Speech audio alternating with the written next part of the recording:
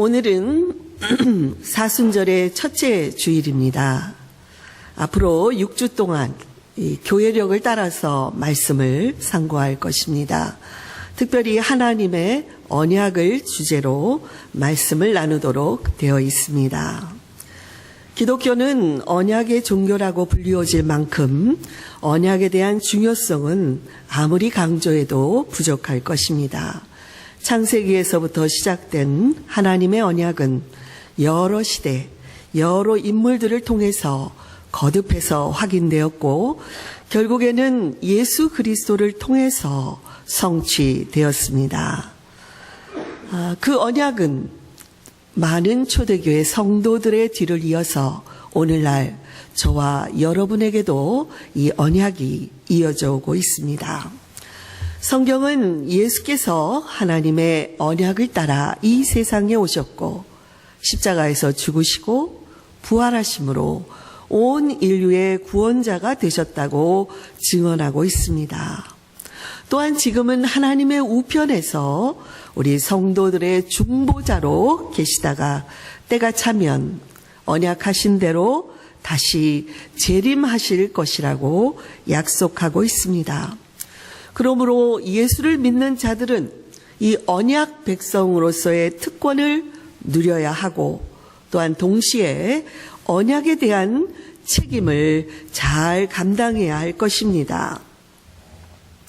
히브리어로 언약이라는 말은 칼로 자른다라는 의미가 들어 있습니다. 이것은 고대의 근동 지방에서 언약을 맺을 때 짐승을 죽여서 반으로 쪼갭니다. 그리고 그걸 벌려놓고 언약을 맺는 당사자들이 그 사이로 지나가는 풍습이 있었는데 거기서 나온 것입니다. 만일 언약을 어기는 자는 이 짐승처럼 죽게 될 것이라는 경고를 통해 반드시 약속을 지키겠다는 맹세를 하는 것입니다. 흔히 약속보다 더 높은 단계가 맹세이고 맹세보다 더 높은 단계가 언약이라고 말합니다. 언약은 말로 그냥 약속하는 것이 아니라 목숨을 내어놓는 생명을 걸고 하는 약속이기 때문에 그렇습니다.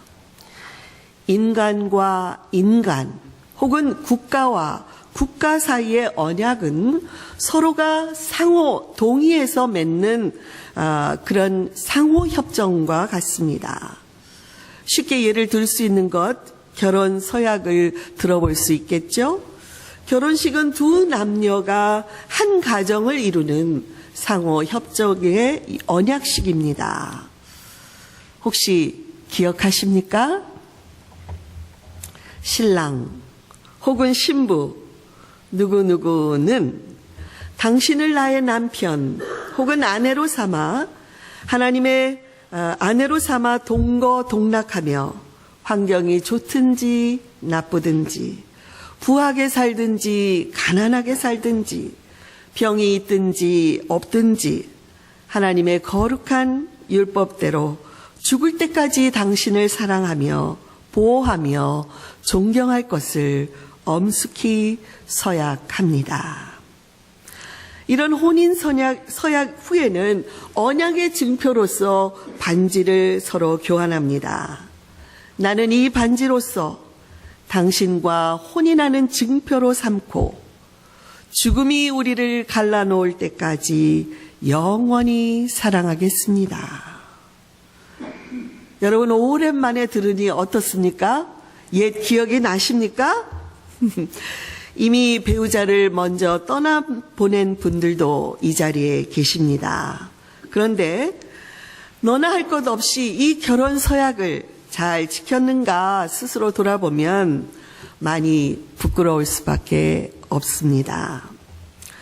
이런 일반적인 언약과는 달리 성경에 나타나는 하나님과 인간 사이에 맺은 언약은 이런 상호 동의하는 협정 상태가 아닙니다. 먼저 하나님께서 주권적으로 언약의 조건을 제시하십니다. 이렇게 해야 돼. 그리고 인간으로 하여금 그것을 따르도록 요구하시는 일방적인 형태의 언약을 말합니다. 그것을 좀 전문 용어로 편무 언약이라는 말을 사용하는데, 어쨌든 이것은 인간을 무시해서가 아니라 오히려 인간으로서는 할 수 없는 것을 하나님 편에서 언약만 해. 그러면 내가 해줄게. 하나님이 주도적으로 성취해 가시겠다는 의지를 담고 있는 것입니다. 노아의 시대에 하나님께서 죄악에 물든 세상을 홍수로 심판하시기로 작정하시고 노아에게 방주를 짓도록 하셨습니다. 노아는 열심히 방주를 지면서 많은 주변의 사람들에게 다가올 심판에 대비하라고 열심히 전했지만 노아의 말을 무시한 사람들은 40일 동안 비가 끊이지 않는 그 홍수로 인해서 멸망을 당했고, 온 땅에 장장 5개월 동안 온 땅이 그 물에 잠겨 있으므로 모든 생물이 멸망했습니다. 오직 은혜를 입은 노아와 그의 가족 8명, 그리고 방주에 들어간 생물들만이 살아남았습니다. 홍수가 끝나고 땅이 마르기를 기다려 방주에서 나온 노아의 가족들, 그들의 그 심정을 한번 상상해 보십시오. 살았다 하는 기쁨도 잠시뿐, 앞으로 어떻게 살 것인가, 모든 폐허가 된 이곳에서 어떻게 생을 다시 시작해야 할지 막막했을 것입니다. 그러자 하나님께서 노아와 그 아들들에게 복을 주시며 이렇게 말씀하십니다. 생육하고 번성하여 땅에 충만하라. 여러분, 이 말씀이 익숙하지 않습니까? 하나님께서 천지를 창조하신 후에 인간에게 처음 주셨던 축복의 말씀이 바로 이와 동일한 말씀이었습니다. 창세기 1장 28절에서 하나님이 그들에게 복을 주시며 이르시되 생육하고 번성하여 땅에 충만하라. 땅을 정복하라. 바다의 물고기와 하늘의 새와 땅에 움직이는 모든 생물을 다스리라. 하나님은 홍수 심판으로 온 세상을 멸망시킨 후에 다시 새롭게 시작하는 노아에게, 아담에게 주셨던 동일한 복을 내려주셨습니다.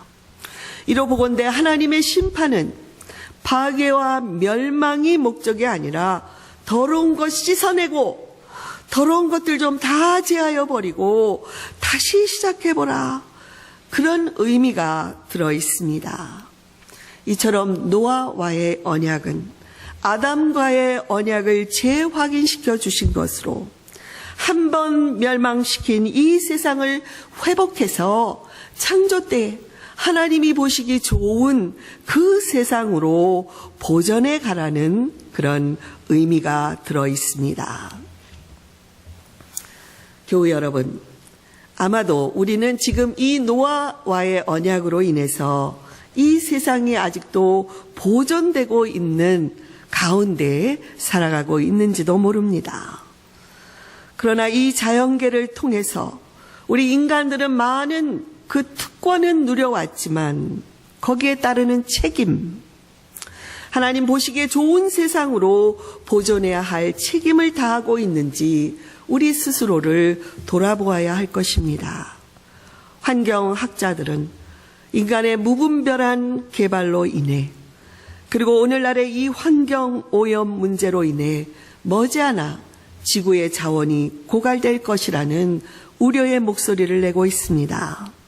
그러므로 우리 각 사람이 가정에서부터, 작은 것에서부터 환경 보존을 위해 실천하는 삶을 살아야 할 것입니다.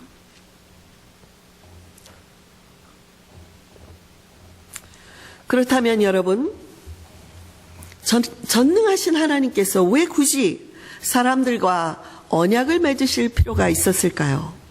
그냥 하나님의 뜻대로 이루어 나가면 될 수도 있었을 것 아닐까요? 그것은 믿음이 약한 인간들을 위해서 언약을 맺어주신 것입니다. 하나님께서 노아에게 다시는 홍수 심판을 하지 않겠다고 언약해 주신 것은 홍수로 인해 불안해하는 노아를 위해서였습니다. 또한 결혼 서약 후에 증표로 반지를 끼워주듯이 하나님께서는 그 언약의 증표로 무지개를 주겠다고 말씀하셨습니다. 보통 무지개는 비가 온 후에 나타나죠. 노아와 가족들은 비만 오면 두렵고 불안했습니다. 또 이게 무슨 일이 있는 것은 아닌가. 그러나 무지개를 통해서 하나님의 언약을 기억하고 그들은 안심할 수가 있었습니다. 여러분, 이 무지개는 노아의 시대에만 유효한 것이 아닙니다. 오늘날에도 자연현상의 변화로 인해서 우리가 자주 무지개를 볼 수 없지만 간혹 오색찬란한 이 무지개가 하늘에 뜨는 것을 보면 왠지 마음이 기쁘고 행복해지는 경험을 합니다. 아마도 이 무지개는 하나님의 언약이고 모든 인간의 무의식 속에는 그 하나님의 사랑을 기억하고 있기 때문인지도 모릅니다. 이제 오늘 말씀을 통해서 하나님의 언약의 증표인 무지개가 오늘 이 세상을 살아가는 저와 여러분에게 어떤 교훈을 주는지 살펴보도록 하겠습니다. 첫째로 무지개는 하나님의 은혜의 증표입니다. 다 같이 해볼까요? 은혜의 증표. 창세기 6장에서 하나님께서 사람의 죄악이 세상에 가득한 것을 보시고 땅 위에 창조한 모든 것, 사람을 포함한 동물과 가축까지 다 쓸어버리겠다고 결정하실 때에 오직 한 사람, 노아와 그의 가족들은 구원을 얻었습니다. 이유는 노아가 의인이었고 당대의 완전한 자였고 하나님과 동행한 자였기 때문이라고 성경이 말하고 있습니다. 노아는 하나님을 경외하면서 언제나 하나님 앞에 살아가고자 그런 의로운 삶을 살고 있었습니다. 그러나 이 말씀을 혹시라도 그가 전혀 죄를 짓지 않은 완벽한 자라고 오해하지 않아야 합니다. 로마서 3장 23절에서 모든 사람이 죄를 범하였음에 하나님의 영광에 이르지 못했다고 말씀했습니다. 노아를 포함한 모든 인간은 하나님 앞에서 죄인이라는 것입니다. 당장 오늘 본문 후에 나오는 내용을 보면 노아가 포도주를 마시고 취하여서 자녀들이 보는 앞에서 부끄러운 행동을 한 것을 볼 수 있습니다. 그러면 어떻게 노아가 의인이고 완전하고 하나님과 동행한 자가 되었을까요? 그 비밀이 바로 전절인 8절에 나와 있습니다. 그러나 노아는 하나님께 은혜를 입었더라. 하나님께서 노아에게 은혜를 베푸셨기 때문에 그는 하나님 앞에 온전한 삶을 살 수 있었고 홍수 심판에서 유일하게 살아남을 수 있었습니다. 그러므로 하나님의 심판보다 하나님의 은혜가 더 앞선다는 것을 우리는 기억해야 할 것입니다. 우리도 하나님 앞에서 의인이라고 감히 말할 수 없는 부족한 삶을 살고 있지만 우리는 하나님의 은혜를 입은 자들이기 때문에 이렇게 하나님 앞에 나와 예배를 드릴 수가 있고 하나님의 자녀로서 인정받고 살아가는 것입니다. 아멘. 여러분은 하나님의 은혜를 입은 자들이심을 믿으십니까? 아멘. 비록 목소리가 작을지라도 아멘이 나왔습니다. 그것이 제게 하나님의 은혜입니다. 인간 사이의 언약과는 달리 하나님과 인간의 언약은 주체가 누구라고 말씀하셨습니까? 하나님이십니다. 나는 부족해도 하나님이 이루어 가시겠다는 하나님의 그 의지가 담겨 있는 것이 바로 언약입니다. 그러므로 우리는 무지개를 볼 때마다 노아에게 은혜를 베푸신 하나님의 사랑이 우리에게도 임하고 있다는 것을 기억해야 할 것입니다. 내 감정, 내 의지, 또 내 믿음보다 하나님의 언약을 더 믿고 의지하시기 바랍니다. 이런 은혜, 이런 사랑 받을 만한 자격이 없지만 오 하나님, 오직 하나님의 은혜로 제가 구원받을 수 있었습니다. 제게 이 놀라운 구원의 방주의 선물을 주심에 감사드립니다. 그리고 앞으로도 하나님의 이 은혜에 힘입어 제가 끝까지 이 길을 가도록 도와주실 것을 믿습니다. 여러분, 이것이 바로 노아의 고백이었습니다. 또한 이 고백은 저와 여러분의 고백이 되어야 할 줄로 믿습니다.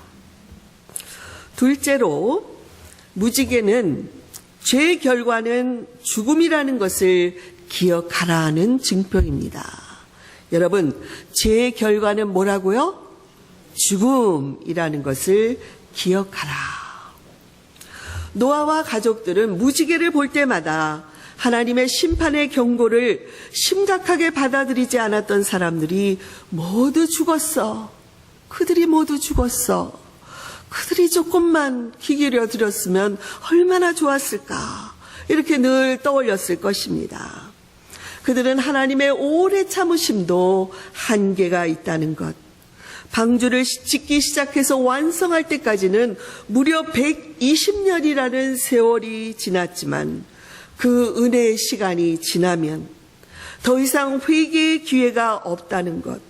한번 닫힌 방주의 문은 아무리 간절히 요청해도 다시 열리지 않는다는 것을 뼈저리게 경험했던 것입니다. 히브리서 9장 27절에서 한번 죽는 것은 사람에게 정해진 것이요 그 후에는 심판이 있다고 말씀했습니다. 사람의 생명은 죽음으로 끝나는 것이 아니라 그 후에 영원한 생명의 길인 천국과 영원한 불길의 길인 지옥의 심판이 있다고 성경은 말합니다. 그런데도 많은 사람들이 노아의 시대처럼 하나님 없이 잘 살아가고 있지 않습니까? 초대교회 시대에도 그랬습니다. 베드로후서 3장에 보면 그 당시에 많은 사람들이 주님께서 재림하실 것이라고 그랬는데 어디 재림하시겠는가고 우리가 이렇게 멀쩡히 잘 살고 있지 않느냐고 말하는 그런 사람들이 있었습니다. 그들을 향해서 베드로가 말합니다. 말세에 조롱하는 자들이 와서 자기의 정욕을 따라 행하며 이르되 주께서 강림하신다는 약속이 어디 있느냐 이렇게 비웃으며 말하지만 그러나 천지를 창조하신 하나님의 말씀을 경홀히 여기는 자들에게 다시 심판의 때가 이르게 될 것이라고 경고하고 있습니다. 그가 기록합니다. 그때 세상은 물이 넘침으로 멸망하였을 때 이제 하늘과 땅은 그 동일한 말씀으로 불사르기 위하여 보호하신 바 되어 경건하지 아니한 사람들의 심판과 멸망의 날까지 보전하여 두신 것이니라. 노아의 시대와 같은 물의 심판은 다시 없을 것이지만 불의 심판이 하나님을 믿지 않은 자들을 향해서 지금 기다리고 있다는 것을 말씀하고 있습니다. 그러므로 아직까지 은혜의 문이 열려있는 동안에 주님께로 돌아오라는 것입니다. 사랑하는 교우 여러분, 무지개를 바라보며 마냥 행복해할 것도 아니죠? 노아와 그의 가족들이 보았던 무지개는 하나님께서 죄인들을 기다려주시고 오래 참으시지만 때가 이르면 심판의 날이 반드시 온다는 것과 그 죄의 대가는 죽음이라는 것을 기억하도록 했습니다. 이것은 저와 여러분에게도 그대로 적용되어질 것입니다. 오늘날 우리는 하나님의 은혜의 시대에 살고 있습니다. 그러나 언제 이 문이 닫힐지 모르지만 아직까지 이 복음의 문이 열려있는 동안 한 영혼이라도 구원할 수 있도록 열심히 전도해야 할 것입니다. 주님은 첫째도 복음, 둘째도 복음 전파, 셋째도 복음을 전하기 위해서 쉬지 않고 발걸음을 옮기셨습니다. 주님이 행한 모든 능력과 기적과 병 고침은 복음을 전하시기 위해서였고 복음을 위해서 십자가에 죽으시고 복음을 위해서 부활하셨습니다. 여러분, 복음이 무엇입니까? 예수께서 십자가에 죽으심으로 온 인류의 죄의 값이 다 갚아졌다는 것입니다. 그리고 나의 모든 죄를 용서하시고 새 생명을 주시는 그 예수님을 우리 마음에 영접하는 것입니다. 무지개는 죄의 대가인 죽음과 심판의 징표이기도 하지만 한편에서는 예수를 믿고 나오는 자들에게 값없이 주시는 구원의 선물에 대한 증표이기도 합니다. 셋째로 무지개는 하나님의 영광의 형상으로 오신 예수 그리스도에 대한 증표입니다. 성경에서 무지개는 자주 하나님의 영광의 형상으로 표현되고 있습니다. 에스겔서 1장에서 에스겔이 선지자로 부르심을 받았을 때에 환상을 보게 됩니다. 문이 열리고 하늘의 천상의 모습이 보입니다. 그때 그는 하나님의 보좌를 보게 되었죠. 근데 그 사방 광채의 모양은 그가 기록하기를 비 오는 날 구름에 있는 무지개와 같았다라고 말하고 있습니다. 요한계시록 4장에서도 요한이 하늘문이 열리고 환상 중에 천국의 모습이 그에게 잠깐 보입니다. 그 환상 중에 하나님의 보호자가 보입니다. 그리고 그 보호자에 쭉 둘려있는 찬란한 무지개를 그가 보았다고 기록하고 있습니다. 이처럼 무지개는 하나님의 보호자에 둘려있는 영광의 광채를 상징하는 것으로 성경에 자주 기록되고 있습니다. 요즘은 자주 보지 못하지만 제가 어렸을 적에 무지개가 나타나면 집에 있지 못하고 막 밖으로 뛰어나갑니다. 마치 무지개를 잡을 수 있는 것 같이 그 무지개를 잡으려고 막 뛰어다닙니다. 빗물이 아직도 헝건한 비에 젖는 것도 마다하지 않고 막 뛰어다니죠. 그런 무지개를 한참 보고 있으면 왠지 제 마음이 따뜻해지는 것을 느낍니다. 마치 무지개가 하늘로부터 내려와 땅을 보담아 주듯 하나님의 영광의 광채가 온 세상과 이 세상 속에 있는 인간들을 품어주시는 것 같은 그 따뜻함으로 하나님께서 무지개를 통해 보여주셨던 것을 지금도 떠올립니다. 하나님의 오늘 본문 말씀 중에서 9절에서 내가 내 언약을 세우겠다 말씀하셨고 13절에서는 내가 내 무지개를 구름 속에 두겠다고 말씀하셨습니다. 내 언약, 내 무지개, 주체가 바로 하나님이십니다. 때로 무지개가 구름 속에 가려져 있다고 해도 때로 하나님께서 우리를 고통 중에 어려움 속에 그냥 내버려 두시는 것 같아도 어느 순간 먹구름 사이로 살며시 무지개가 나타나면 사방이 환해지기 시작하고 하늘에서 반짝반짝 빛이 나기 시작합니다.